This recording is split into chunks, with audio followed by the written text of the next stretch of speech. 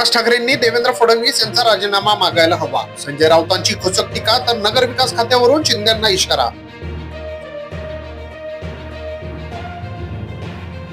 नरेंद्र मोदी मोठ्या घोषणा करतात तेव्हा सर्वसामान्यांच्या पोटात गोळा येतो. अर्थसंकल्प सादर होण्याआधी संजय राऊत यांचा निशाणा.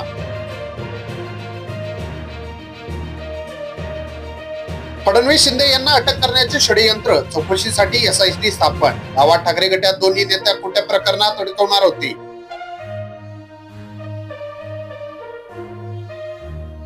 अहमदपूर अहिल्यानगर मार्गावर मध्यरात्री कार समोरासमोर धडकल्याने मोठा अपघात. कारचा चक्काचूर, 3 प्रवाशांचा मृत्यू.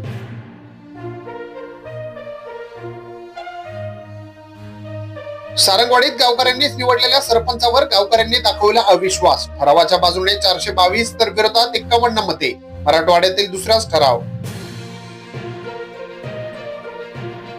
सोयाबीन खरेदीला 6 दिवसांची मुदतवाढ. 6 फेब्रुवारी 2025 पर्यंत खरेदी होणार. पणन मंत्री जयकुमार रावल यांची माहिती.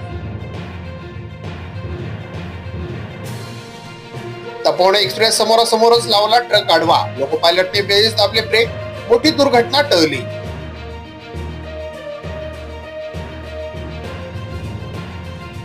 मुंबईत सुरू राहणार बिबट्या safari. Sanjay Raut Gandhi national park मध्ये सुरू होणार प्रकल्प. पालकमंत्री आशिष शेलार यांचे निर्देश.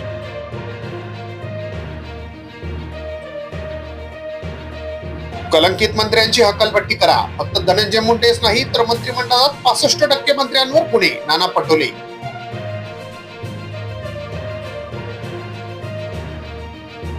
महाकुंभ मेळ्यात मृतांची जबाबदारी पंतप्रधानांनी स्वीकारावी. नरेंद्र मोदींनी राजीनामा द्यावा. डॉक्टर बाबा आढाव यांची साताऱ्यात मागणी. धनंजय मुंडे वाल्मिक कराडला वाचवत आहे. राजीनामा दिलाच पाहिजे. भाजप नेते नरेंद्र पाटील यांचा घरचा आहे.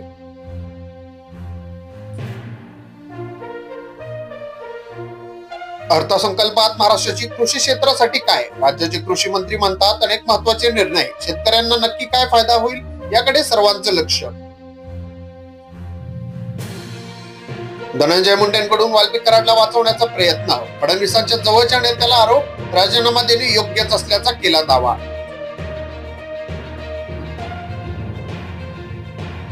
महिलांना अधिक सक्षम बनवणारा अर्थसंकल्प. मंत्री मंगल प्रभात लोढा यांनी मानले पंतप्रधान नरेंद्र मोदी आणि केंद्राचे सरकारचे आभार. भाजपला 240 जागा दिल्याने मध्यमवर्गीयांना दिलासा. 37% टॅक्स देऊनही महाराष्ट्राचा उल्लेख नाही. विरोधकांचा बजेटवर घणाघात. आता घरोघरी लक्ष्मीच्या पाऊल खुणा उमटणार. एक सर्वांगी सुंदर आत्मनिर्भर भारताला सबल करणार अर्थसंकल्प सादर. एकनाथ शिंदे. मध्यमवर्गीयांचे ड्रीम बजेट. भारताच्या आर्थिक इतिहासातील मौलाचा दगड ठरणारा अर्थसंकल्प. फडणवीसांनी केले अर्थसंकल्पाचे स्वागत. सेतू कार्यालयात भूमिहीन दाखल्यांसाठी लाचखोरी. 2 कंत्राटी महिला कर्मचाऱ्यांना 400 रुपयांची लाच घेताना एसीबीने केली अटक.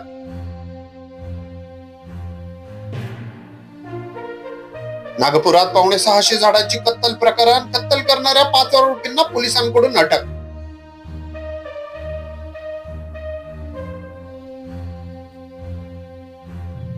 पर्यावरण रक्षणासाठी नवे मार्गदर्शक पुस्तक. शहरे सुसंगीत करण्याचे, उपनगरे स्वयंपूर्ण करण्याचे आव्हान. पद्मश्री अरुण फिरोदिया यांचे मत.